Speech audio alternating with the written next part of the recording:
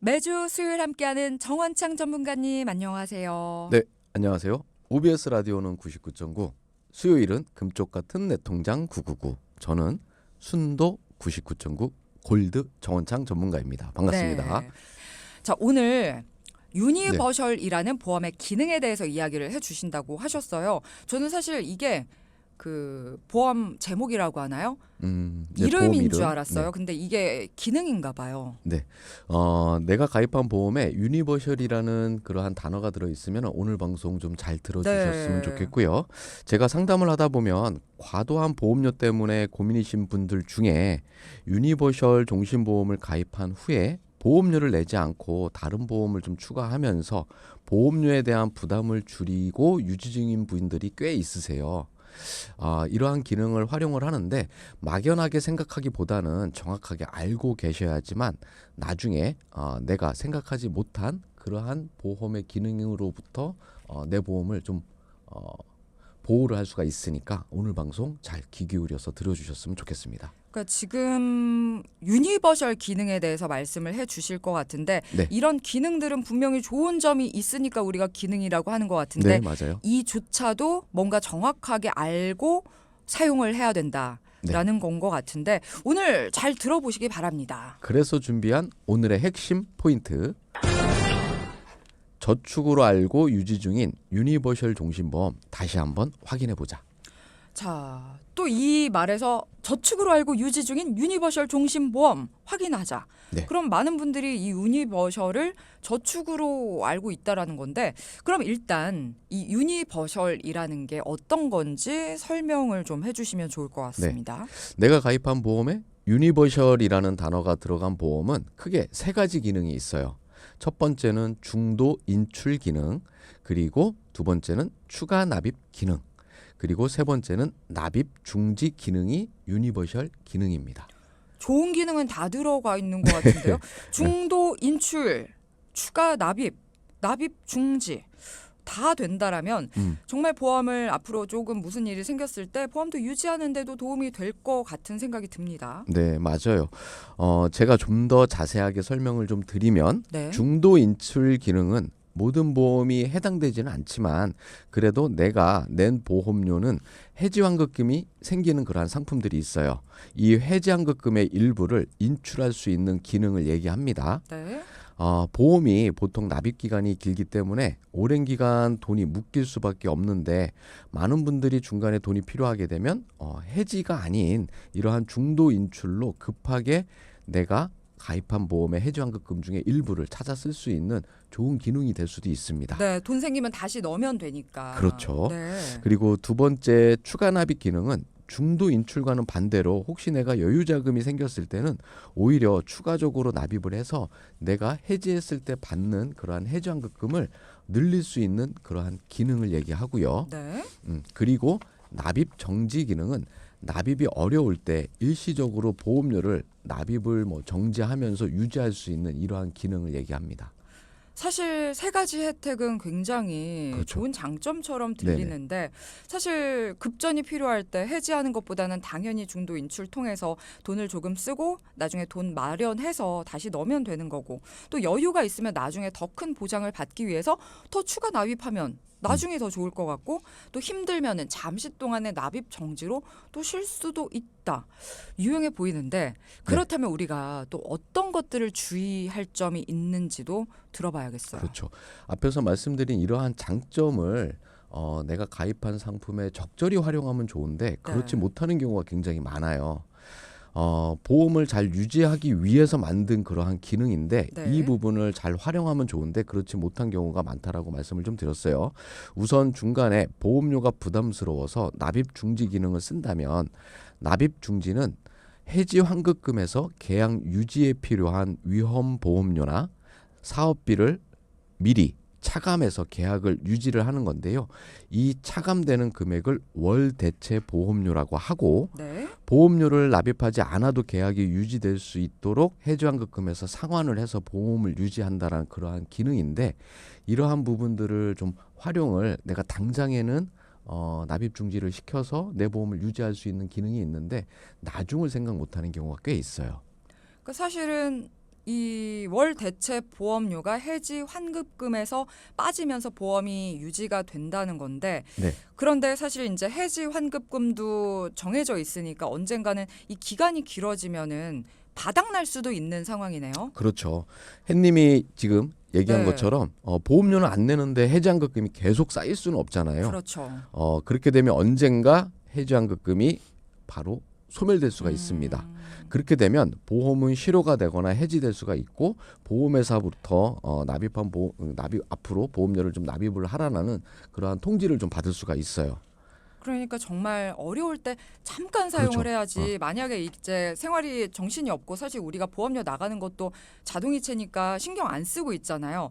근데 이걸 신청했다가 잊고 있다가 나중에 해지되면 정말 난감해지는 경우도 있다는 거니까 정말 이 기능과 기간 모든 것들을 잘 알고 좀 사용을 하셔야겠네요. 그렇죠. 많은 분들이 지금 월 대체 보험료로 나가고 있으니까 그 네. 부분이 그냥 내가 보험료를 내고 있구나라고 생각을 하고 있는데 네. 보험료 납입을 하지 않았기 때문에 납입 횟수에 포함되지 않는다라는 거예요. 쉽게 말해서 납입 정지한 만큼 보험료 납입 기간이 늘어나게 되는 겁니다. 다시 채워야 한다는 얘기인 거고요. 유지를 하기 위해서는 그동안 내가 월 대체 납입 보험료로 납입을 정지했던 그 기간 동안 앞으로 보험료를 더 내야 된다는 얘기입니다. 이 부분은 정말 중요한 것 같아요. 네. 저도 아까 납입증지 말씀해 주셨을 때 그냥 대충 내 거 계속 내주는구나 유지 기간 동안에. 근데 보험료 납입이 대체된 게 아니다. 보험료 낸 걸로 계산을 하면 안 된다.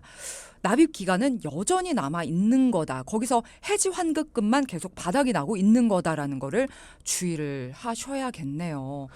자, 저희가 1부에서 하던 이야기 조금 더 이어 나가 보겠습니다. 마지막에 너무 중요한 얘기를 해주셨는데 이 납입 중지를 사용할 때 네네. 이건 절대 보험료를 대체 납입을 한 게 아니다. 내가 납입을 해야 말이 길어지네요. 네. 납입을 해야 되는 납입 기간은 계속 그대로 남아 있다라는 걸 주의를 하셔야 한다. 네. 이 말씀을 해주셨어요. 그래서 앞에서 말씀드린 이러한 유니버셜 기능 때문에 보장성 보험을 저축으로 생각하고 가입하시는 경우가 꽤 많아요. 제가 네. 오늘 드리고 싶은 얘기는 바로 이 부분이거든요.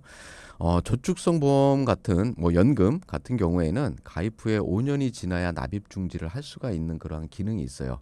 반대로 유니버셜 기능은 2년 안에 납입 중지를 할 수가 있으니까 네. 내가 이런 것들도 활용을 하고 그리고 앞에서 말씀드렸던 것처럼 중도 인출도 가능하고 또 추가 납입을 자유롭게 할 수 있다라는 이런 점을 내세워서 유니버셜 종신보험 혹은 유니버셜 보험 같은 경우를 저축성 보험으로 알고 가입하시는 경우가 정말 많습니다. 네. 그렇기 때문에 유니버셜 보험을 가입하시고 납입 중지 중이시거나 혹은 내가 대체 납입을 지금 하고 있다라고 하시는 분들은 내가 가입한 보험의 약관을 다시 한번 꼭 확인해 보셨으면 합니다.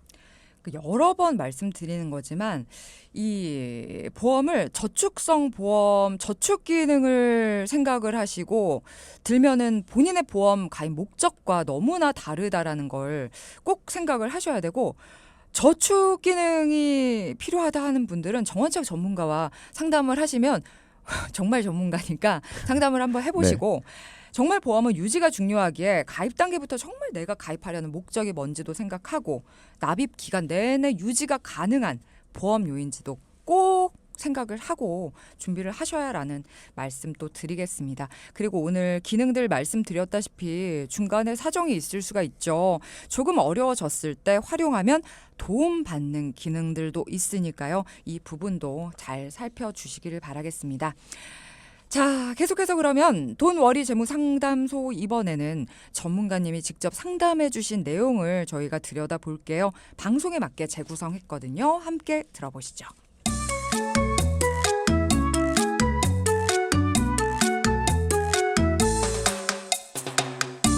안녕하세요. 저는 이제 막 결혼을 한 신혼 4개월 차입니다. 얼마 전 신랑이랑 이런저런 얘기를 하다가 신랑의 직장 동료 이야기를 하게 됐습니다. 젊은 나이에 암 진단을 받아 병원 치료를 받았다는 안타까운 이야기였어요. 이야기를 하다 보니 저희 부부도 건강에 대한 걱정도 생기고 그동안 보험에 대해 잊고 있었다는 생각에 남편 보험을 물어봤더니 결혼 전에 보험료가 좀 부담스럽다고 있던 보험들을 혼자 생각해서 딱 필요한 부분만 빼고 싹 정리를 했다고 하더라고요. 남아있는 보험도 어떤 보장을 받는지 제대로 알지도 못하고 제가 봐도 많이 부족해 보이는데 덜컥 겁이 나더라고요. 다시 시작하는 마음으로 지금부터 잘 준비하면 되겠죠? 네, 오늘은 신혼 부부의 사연이었습니다. 사실 크게 걱정되는 마음이 없어요. 마무리 때 말씀하신 것처럼 새로 잘 시작하시면 네, 될 것 맞아요. 같다라는 생각이 들고 참 그리고 결혼이 뭐 딱 전후 그러니까 음. 보험 점검이 필요한 시기라고도 하잖아요. 네네. 딱 필요할 때 전문가를 찾아주셨네요. 아내분은 사실 결혼 전에 보장성 보험에 대해서 상담을 이미 완벽하게 마친 상태였더라고요. 네. 결혼 전에 신랑분과 얘기를 하다가 보험은 있다고만 들었지 뭐 그렇구나라고 그냥 편하게 생각하고서 넘겼어요. 네. 결혼하고 보니까 뭐 글쎄 보험을 좀 해지했다라고 그러한 얘기를 좀 듣고 나서 너무 당황한 그러한 부분들인데 네. 그래서 본인이 확인해 보니까 좀 보험이 많이 부족하고 남편분이 좀 임의로 자기 스스로 보험을 좀 정리한 상태여서 굉장히 좀 당황스러운 그러한 부분들이 있었던 그런 케이스였습니다. 그러니까 믿었던 남편인데 아니 보험이 깡통이야? 아니 그런 이제 좀 황당하고 당황하셨을 텐데 보험을 해지를 하셨다면 그러면은 갖고 계신 보험이 아예 없었나요? 네, 다행히 10년 전에 가입한 실손보험이 포함되어 있는 종신보험 중에 일정 부분 보장을 받는 부분들은 있었습니다. 네. 그런데 보험이 없다고 한 이유는 남편분이 납입을 안 하고 있다가 보험료를 좀 내라는 연락을 받고 사실 그때 당시에 결혼 준비로 돈도 부족해서 본인은 실손보험 말고 가입한 보험의 거의 대부분을 정리를 한 그러한 상태였어요. 그러니까 지금 실손보험이 포함되어 있는 종신보험인데 거의 해지를 한 상태다라고 그러면은 부분적으로 앞서 말씀해주신 그런 기능들을 활용해서 보험료를 안 내고 일부는 유지하고 조정을 하고 이런 상태란 말씀이신 거죠? 네, 맞아요. 사실상 남편분은 20대에 어머님이 가입해 주신 종신보험을 유지 중이셨는데 네. 어머님이 좀 내시다가 본인이 취업을 하고 본인이 냈다가 또 중지도 해도 유지가 되는 앞에서 말씀드린 유니버셜 기능이 있었던 네네네. 그러한 종신보험이었어요. 네. 그러다가 이제는 본인이 보험료를 계속 안 내고 있었다가 음. 이제는 해지환급금이 거의 다 바닥이 소멸이 났다. 됐으니까 다시 보험료를 내라고 연락을 받았는데 그 보험료가 무려 17만 원이었고 네. 당시에 결혼 준비로 본인이 이제는 돈이 들어가야 될 곳들이 곳곳에 있는데 이 보험을 유지를 해도 되나라는 그러한 의구심도 들고 사실상 젊은 남자들은 보험에 대한 그쵸. 큰 관심이 없잖아요. 맞아요. 그래서 딱 필요한 실손보험 말고 나머지 부분들은 결혼 전에 본인이 정리를 한 그러한 상태였습니다. 조금 아쉽다라는 생각도 드는데 사실 혼자일 때는 상관이 없는데 가정을 이룬 후에는 아내분 측면에서는 좀 무책임하다 이런 생각도 드셨겠어요. 네. 그런데 뭐 사실상 본인이 보험을 안 내고 있다가 갑자기 또 보험을 또 내라고 하는데 그 돈이 또 만만치 않고 그렇죠. 그렇기 때문에 이러한 결정을 좀 내렸는데 네. 아쉬운 거는 이러한 결정을 내렸을 때 아내분이랑 좀 상의를 좀 했었으면 맞아요. 어땠을까라는 네. 생각이 좀 들었습니다. 그래서 이번 기회에 잘 준비를 해드렸어요. 맞아요. 아내분이 내주실 수도 있었는데. 그래도 뭐 다시 준비하는 보험이 아내분이 좀 못 믿어오셨는지 네. 본인이 계약자로 했으면 좋겠다. 다시는 이제 남편분 임의대로 요 보험을 좀 건들지 않았으면 하는 마음에서 본인이 계약자로 좀 준비를 좀 해달라고 하셨고요. 네. 남편분은 기존 실손보험은 당연히 유지를 하고 암, 뇌, 심장 이쪽 진단금을 보장 범위 넓게끔 그리고 수술비 포함해서 20년 납의 100세 만기 비갱신형으로 14만 원의 보험료로 잘 준비를 해드렸습니다. 네. 참 뭐 지금도 아내분이 계약자로 이제 들어가셨다라고 했는데 계약자, 피보험자, 수익자 이것도 어떻게 설정하는지에 따라서 정말 보장 범위나 보험 성격이 달라지니까 네. 이 부분도 잘 좀 준비를 아내분이 굉장히 똑똑하신 것 같아요. 아마 그만큼 놀라셨던 거죠. 그러니까요. 일단 이렇게 계약자를 아내로 하면서 아내분의 걱정은 조금 덜어지셨을 것 같아요. 네. 그런데 사실 안타까운 부분은 네. 보험을 가입한 뒤에 남편분이 6개월 있다가 협심증이라는 진단을 좀 받게 되었습니다. 협심증이면 심장 쪽에 문제가 조금 생기신 건데 네. 걱정도 많이 되셨을 것 같고 거기다 보험 가입도 조금 최근에 하신 네네. 거니까 보장도 걱정을 하셨을 것 같고요. 네. 사실 남편분 같은 경우는 그래도 다행인 것은 병원에서는 한 달 정도 약 복용을 하고 다시 검사를 한번 해보자라는 소견을 좀 받았기 때문에 네. 매우 심각해지기 전에 좀 초기에 그러한 진단을 좀 받은 것들이 좀 그나마 다행이었다라고 볼 수가 좀 있었습니다. 네. 그런데 네. 이제 저희가 보통 어떤 보험은 바로 보장이 안 된다. 암 같은 경우에는 뭐 가입 후에 1년 이내 발병을 하면은 뭐 50% 보장, 뭐 3개월 이내인가 발병을 하면 아예 무효다. 이런 얘기도 있던데 네네. 지금 협심증이면 심장 쪽인데 이런 부분도 가입 후 보장을 못 받는 면책 기간 이런 게 있을까요? 네. 큰 병원에서 다시 검사를 해보라고 하는 의사의 소견을 듣고 아내분은 많이 울으셨고요. 네, 그렇죠. 그리고 앞에서 말씀드렸던 것처럼 암 진단금 같은 경우는 면책 기간, 즉 90일간의 보장을 안 해줍니다.